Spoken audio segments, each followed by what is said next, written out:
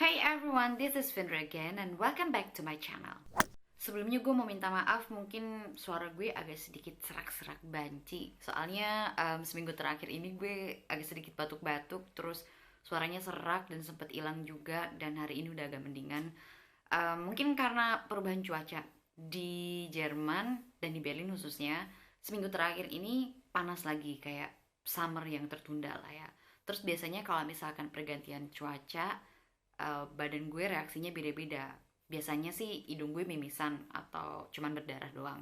Tapi sekarang ternyata reaksinya beda. Sekarang gue batuk-batuk. Dan di video kali ini gue akan mulai cerita tentang pengalaman gue ditolak kuliah karena gelar sarjana gue tidak terdaftar di database-nya Anabin.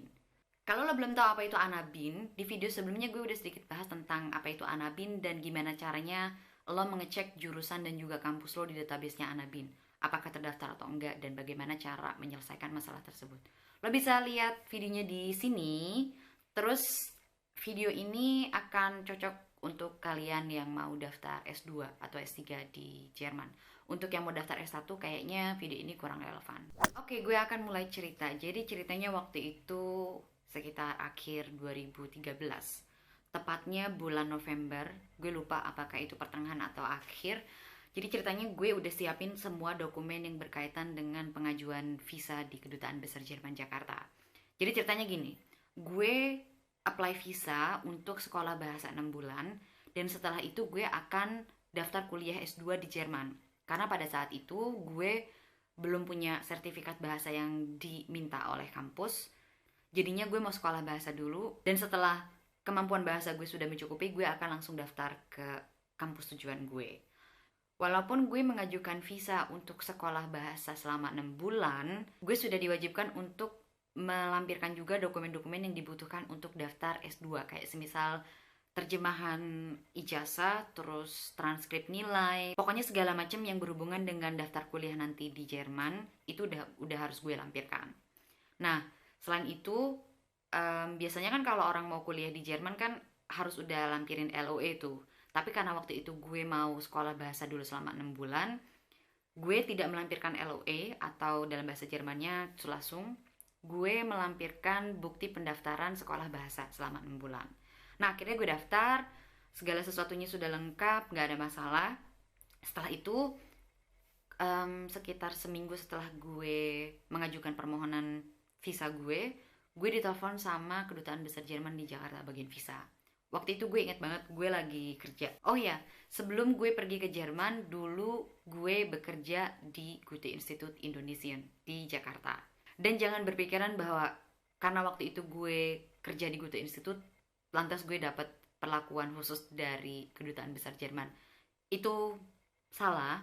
Bos gue memang mendukung gue dan beliau waktu itu juga nulis surat pengantar bahwa gue mau kuliah ke Jerman, bla bla bla bla segala macam. Walaupun waktu itu gue bekerja di Goethe Institut, itu tidak menjadi jaminan gue bahwa gue tidak akan menghadapi masalah administratif kayak semisal Anabin tersebut.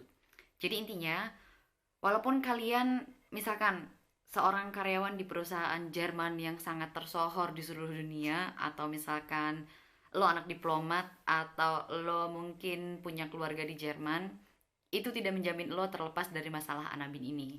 Ketika lo tahu bahwa kampus lo atau jurusan lo tidak terdaftar di Anabin, itu sudah menjadi tanggung jawab lo dan juga kampus lo untuk mengurusi hal itu. Gue memang cerita sama bos gue waktu itu bahwa gue ditelepon sama Kedutaan Besar Jerman dan katanya gue nggak bisa kuliah karena masalah Anabin itu.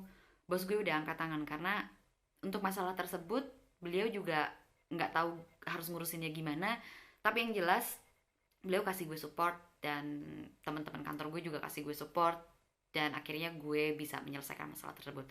Balik lagi ke cerita gue ditelepon sama bagian visa dari Kedutaan Besar Jerman di Jakarta. Jadi gue lagi kerja tuh, lagi serius kerja, tiba-tiba gue ditelepon gitu. Ditelepon, orang bagian visa itu bilang sama gue, katanya gue bisa berangkat ke Jerman, tapi setelah 6 bulan gue harus balik lagi ke Indonesia. Terus kan gue kaget kan ya, loh kenapa? Gue kan niatnya mau ke Jerman, gue memang mau sekolah bahasa, tapi setelah itu niat gue yang sesungguhnya adalah untuk kuliah S2 gitu kan. Terus gue nanya gitu, kenapa? Kata mbaknya yang ditelepon, dia bilang sama gue, ini kampus mbaknya nggak terdaftar di Anabin. Terus kan gue bingung, Anabin, waktu itu gue nggak tahu apa itu Anabin gitu kan, dan gue kaget gitu kan. Akhirnya gue dijelasin katanya Universitas Paramadina tidak terdaftar di database Anabin, gini gini gini. Akhirnya gue kan agak sedikit panik ya. Akhirnya gue tutup telepon, terus gue sedikit research, terus gue coba baca-baca lagi seluruh persyaratan, terus blog segala macam gue tanya. Akhirnya gue dapat tuh linknya Anabin, dan gue cek nama kampus gue.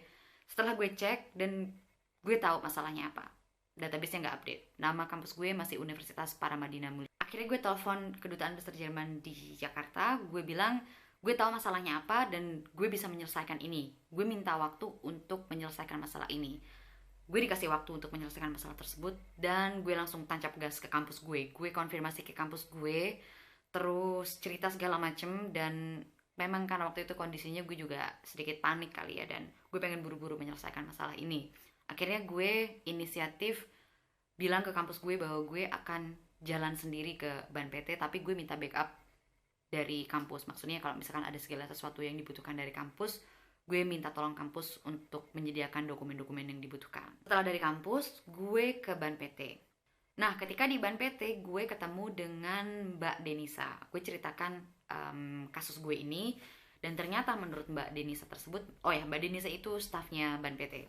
Dan ternyata menurut Mbak Denisa tersebut, masalah ini adalah masalah lama. Ban PT bisa sediakan surat keterangan untuk gue, dan gue tanya balik apakah surat keterangan itu hanya untuk gue atas nama gue atau di atas namakan kampus. Karena setahu gue, ketika gue buka database-nya Anabin, yang muncul kan bukan nama gue, tapi nama kampus gue gitu kan, Universitas Paramadina.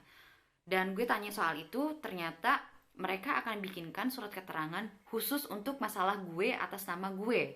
Intinya menurut Ban PT sendiri, mereka tidak bisa menyelesaikan masalah ini, gimana ya cara ngejelasinnya, kayak secara per institusi, dari Ban PT ke Anabin atau Ban PT ke Paramadina. Jadi mereka maunya bikin surat keterangan untuk gue, melalui gue, dan gue sendiri yang harus mengurus ke Anabin. Waktu itu whatever it is, yang penting gue udah dapet surat keterangan dari Ban PT. Dan gue langsung ke Kedutaan Besar Jerman Jakarta lagi. Gue langsung ngasih lihat surat keterangan gue, dan gue menjelaskan dengan segala energi gue waktu itu bahwa kampus gue itu bukan kampus ecek-ecek. Kampus gue punya kerjasama dengan beberapa universitas di seluruh dunia, dan jurusan gue itu terakreditasi di Ban PT. Menurut petugas visa di Kedutaan Besar Jerman waktu itu, beliau bilang sama gue, katanya mereka tidak bisa menjamin bahwa ketika gue sudah di Jerman dan sudah selesai sekolah bahasa, apakah gue bisa kuliah apa enggak. Tapi yang jelas ketika gue bisa kuliah, dalam artian gue udah dapat LOE atau langsung dari kampus tujuan gue, itu tidak akan jadi masalah lagi. Yang dipermasalahkan adalah ketika gue udah daftar kuliah, ternyata gue nggak diterima juga karena masalah yang sama. Itu Kedutaan Besar Jerman di Jakarta nggak mau ikut campur. Intinya gue nggak bisa menyalahkan mereka, karena gue sendiri yang memutuskan untuk pergi dengan kondisi yang tidak pasti waktu itu. Tapi gue ambil resiko itu karena gue sudah melakukan semuanya untuk bisa pergi ke Jerman. Gue meninggalkan pekerjaan gue meninggalkan keluarga gue meninggalkan seluruh hingar-bingar di Jakarta, dan ya, intinya gue ambil resiko, gue pergi ke Jerman. Setelah itu gue nggak dapat kabar lagi dari Kedutaan Besar Jerman. Akhirnya gue cuma nunggu aja sekitar berapa minggu ya. Kayaknya kurang dari 6 minggu. Waktu itu awal Januari 2014, gue akhirnya dapat telepon dari Kedutaan Besar Jerman di Jakarta, katanya visa gue udah selesai. Dan gue kan seneng banget tuh, udah girang banget, akhirnya visa gue keluar, terus gue mau pergi. Dan gue pergi ke Berlin akhir Januari 2014. Setelah itu gue sekolah bahasa, dan selama sekolah bahasa tentunya gak ada masalah. Nah, setelah 3 bulan, gue akhirnya memperbarui izin tinggal gue di Ausländerbehörde di Berlin. Nah, setelah gue memperbarui izin tinggal gue, itu pun gak ada masalah. Gue melampirkan lampiran yang sama tentang akreditasi kampus gue, terus ijazah dan segala macam. Itu semua lampiran yang sama yang gue lampirkan ketika gue apply visa di Kedutaan Besar Jerman di Jakarta.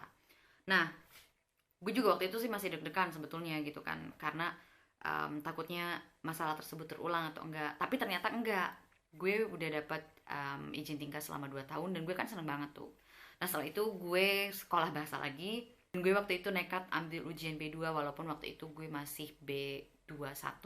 Gue memang pengen banget cepat-cepat kuliah, dan akhirnya gue nekat aja. Untungnya gue lulus dengan nilai yang cukup. Tapi ya oke.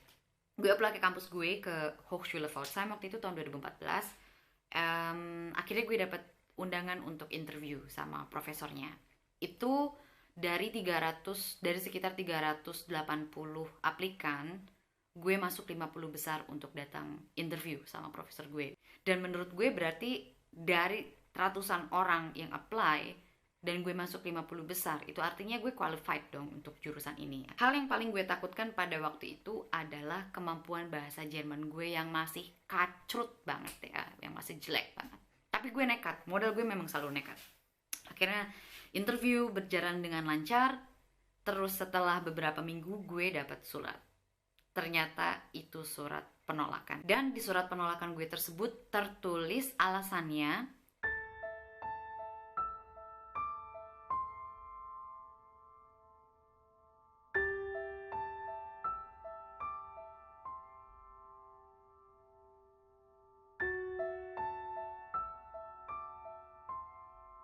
gue kan langsung sedih, marah, bete, kesel, dan pokoknya perasaan bercampur aduk. Jangan-jangan ini masalah Anabin lagi. Apa yang gue lakukan waktu itu, gue langsung kontak profesor yang waktu itu interview gue tanya masalahnya apa. Ternyata menurut beliau, memang kampus gue tidak terdaftar di database-nya Kulturministerium, which is itu Anabin dong. Dan akhirnya gue tahu, oh ternyata masalah Anabin ini terulang lagi gitu kan. Dan gue udah menjelaskan segala macam, gue udah ngasih surat segala macam, bla bla bla bla bla, tetap masih nggak bisa. Dan akhirnya profesor gue dengan sedihnya memberitahukan sama gue bahwa gue tidak bisa kuliah tahun 2014, tapi dia bilang gue disuruh apply lagi tahun 2015. Nah gue kan galau 2 minggu, berbulan-bulan, pokoknya gue stres banget. Akhirnya gue setelah selesai sekolah bahasa, gue selesai C11, tapi kemampuan bahasa gue masih tetap kacrut. Gue akhirnya karena gue males sekolah bahasa lagi, gue mikir kenapa enggak sekalian gue belajar. Kayaknya lebih enak kalau gue belajar secara praktikal gitu, maksudnya kayak cari tempat magang atau apa aja deh, yang penting nggak duduk di kelas baca buku, ngerjain soal dari buku, itu gue malas. Akhirnya gue cari tempat magang, dan gue dapat tempat magang, dan gue kerja, tapi kerjanya juga dalam bahasa Inggris. Dan oke, well, gue terlalu banyak alasan untuk nggak berbicara bahasa Jerman, karena kebetulan waktu itu teman-teman kantor gue juga berbahasa Inggris. Nah, untuk masalah si Anabin itu, gue terus-terusan nyari informasi gimana caranya gue bisa menyelesaikan masalah ini.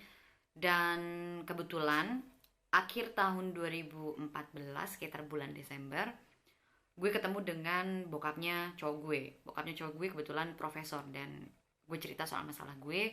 Akhirnya dibilang, oh kayaknya lo harus langsung kontak si Kulturministerium, karena gue nggak bisa untuk terusan nunggu bahwa sampai kapanpun database itu tidak akan update, menurut beliau begitu. Akhirnya gue dibantuin bikin surat tuh kan, bikin suratnya juga dalam bahasa Jerman yang Hochdeutsch pokoknya, yang gue juga kayaknya nggak ngerti. Intinya di surat tersebut ngasih tahu maksud dan tujuan gue, ngapain gue nulis, terus letak kesalahan Anabin itu di mana, dan apa yang harus dirubah. Dan gue juga kasih lampiran terjemahan ijazah gue, transkrip nilai gue, dan segala macem. Akhirnya semua dokumen tersebut gue kirim per pos. Nah setelah beberapa minggu, gue kan makin panik karena waktu itu gue harus segera daftar kuliah ke UDK Berlin melalui Uni Asis, dan prosesnya berarti kan lama kan, dan gue butuh konfirmasi itu secepatnya. Gue dapat balasan dari Anabin, dari KMK, katanya mereka beralasan bahwa KMK itu adalah institusi yang keabsahannya sangat diakui di Jerman. Pokoknya bahasanya susah deh, gue juga gak ngerti soalnya pakai bahasa Jerman. Terus akhirnya gue bingung gitu kan, karena loh gue kan udah ngontak mereka, terus gue ngasih tahu salahnya mereka di mana. Yang jelas mungkin waktu itu Anabin itu berharap bahwa gue bisa menyelesaikan masalah ini bukan secara individual, tapi gue harus kontak kampus gue dulu atau kontak Ban PT misalkan. Tapi kan yang udah gue lakukan, gue sudah melampirkan surat dari Ban PT, which is itu surat yang sangat formal dan secara hukum resmi gitu. Gue bingung, gue galau lagi, terus akhirnya gue nggak tahu harus gimana. Gue pergilah ke KBRI Berlin, dan di KBRI Berlin gue curhat dan gue galau-galau dibantuin sama Mas Inji. Akhirnya gue dapat surat keterangan dari KBRI Berlin.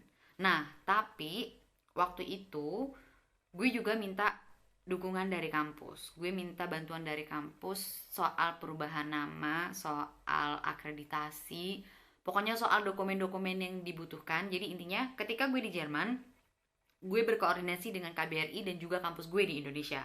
Dan setelah gue dapat dokumen-dokumen dari kampus gue berikan informasi tersebut ke KBRI. Dan KBRI membuatkan surat keterangan bahwa kampus gue berdasarkan SK bla bla bla bla sekian ganti nama dari tahun sekian sampai sekian jadi Universitas Paramadina bla bla bla. Pokoknya informasinya lengkap. Setelah itu kan gue seneng tuh kan dikasih surat konfirmasi yang ada garudanya yang resmi dari KBRI Berlin gitu kan.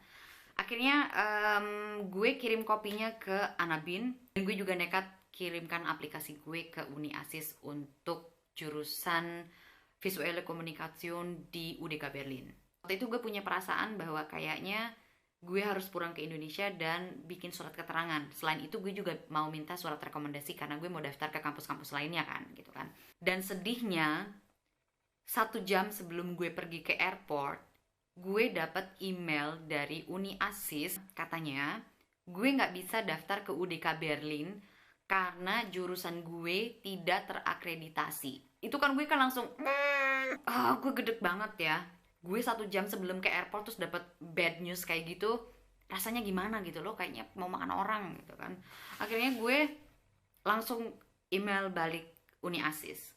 Gue tanya, akreditasi yang mana? Gue udah ngasih surat keterangan nggak cuman dari Ban PT, tapi juga KBRI Berlin, dan kedua badan tersebut adalah badan yang memang berhak memberikan surat keterangan tentang status universitas maupun jurusan gue waktu itu. Gue dapat email balasan lagi. Menurut Uni Asis, katanya mereka berkoordinasi dengan Anabin atau KMK. Menurut si Uni Asis, katanya soal nama kampus gue itu nggak bermasalah karena si KMK atau Anabin udah terima surat, dan mereka juga udah terima surat keterangan bahwa kampus gue pernah melakukan perubahan nama. Terus soal akreditasi terbaru jurusan gue itu juga tidak bermasalah karena kampus gue memang pada saat gue apply ke Uni Asis itu statusnya sudah B. Yang dipermasalahkan adalah status akreditasi selama gue kuliah. Itu gue kayaknya, lo tau gak sih perasaan gue waktu itu? Gue tuh gedek gitu, kayaknya masalahnya tuh bertubi-tubi. Orang Jerman itu kayaknya terlalu detail, dari A sampai Z itu harus detail banget gitu kan. Sorry, gue tiba-tiba murka. Intinya, gue tuh dihadapkan sama masalah yang memang bertubi-tubi. Pertama, masalah nama, perubahan kampus. Kedua, masalah akreditasi. Ketiga, masalah akreditasi jurusan ketika gue kuliah di kampus gue. Itu kan gue makin yang, gue bingung banget gitu kan. Ya udahlah, gue pergi ke airport, bawa koper yang berat itu isinya coklat semua. Terus akhirnya gue balik ke Indonesia untuk ngurusin dokumen selama 1 bulan ke kampus, ke Ban PT, segala macem. Dan yang gue lakukan pada saat itu adalah meminta surat keterangan yang sama ke Ban PT, tapi bedanya detil, sedetil-detilnya isinya menerangkan bahwa selama gue kuliah di Universitas Paramadina, jurusan Desain Komunikasi Visual sudah terakreditasi B. Yang kedua adalah status jurusan Desain Komunikasi Visual yang terbaru. Dan gue juga minta surat keterangan yang sama ke prodi gue dan juga ke bagian rektorat. Intinya menerangkan informasi yang sama bahwa hey, Universitas Paramadina itu jurusan Desain Komunikasi Visualnya sudah terakreditasi baik selama gue kuliah maupun setelah gue lulus kuliah. Intinya itu. Dan akhirnya karena memang gue udah kepepet waktu, akhirnya gue kirim surat-surat tersebut lewat email. Gue scan, gue sisi KBRI, gue juga sisi kampus gue sisi Ban PT juga. Terus gue dengan, lo tau kan, gue nulis email kayaknya seperti surat cinta yang sangat panjang gitu kan. Terus gue menerangkan, hey gue datang ke Jerman itu dengan niat yang baik, cuman karena masalah begini gue nggak bisa kuliah. Intinya gue waktu itu sangat ngotot. Gue berkeyakinan selama Angela Merkel belum bilang gue nggak bisa kuliah, itu artinya gue bisa kuliah di Jerman. Ya kan? Intinya lo harus nekat dan lo memperjuangkan apa yang menjadi hak lo. Dan setelah 1 bulan berlalu di Jakarta, akhirnya gue harus balik lagi ke Berlin. Kebetulan waktu itu gue dapet tawaran kerja dan gue akan ambil tawaran kerja tersebut untuk ngisi waktu selama gue belum bisa kuliah. Nah, gue inget banget tuh ketika gue transit di Doha waktu mau boarding. Gue dapet email dari Anabin. Itu gue surprise banget bahwa Anabin bales email gue dan dalam bahasa Indonesia. Dan ternyata orang yang waktu itu gue emailin memang udah kenal sama KBRI dan bisa bahasa Indonesia. Dan dalam email tersebut dia bilang katanya mau update database-nya Anabin. Itu gue girangnya bukan main, gue seneng banget. Akhirnya gue balik ke Berlin tuh dengan perasaan yang sangat plong. Udah gitu gue kerja, terus akhirnya gue apply ke semua kampus yang ada dalam list gue. Nah, apa yang terjadi? Gue kan apply ke UDK Berlin melalui Uni Asis, dan si Uni Asis ini punya tugas untuk mengeksaminasi semua dokumen kita apakah valid atau enggak, dan juga konversi dari IPK ke rata-rata nilai di Jerman. Terus pokoknya intinya apakah kita bisa kuliah atau enggak. Dan akhirnya gue dapet si VPD tersebut dan gue bisa daftar ke UDK. Dan setelah gue daftar ke UDK, apa yang terjadi? Gue akan cerita di video berikutnya karena gue udah batuk-batuk dan kayaknya gue nggak bisa shoot video ini lebih lanjut lagi. Oke teman-teman, thank you for watching. Gue akan lanjut video berikutnya tentang cerita yang sama. Jangan lupa share video ini ke teman-teman lo yang siapa tahu butuh informasi atau punya kasus yang sama seperti gue. Kalau lo ada masukan atau saran tentang video apa yang harus gue buat, silakan komen di bawah. Sampai ketemu lagi di video berikutnya. Bye!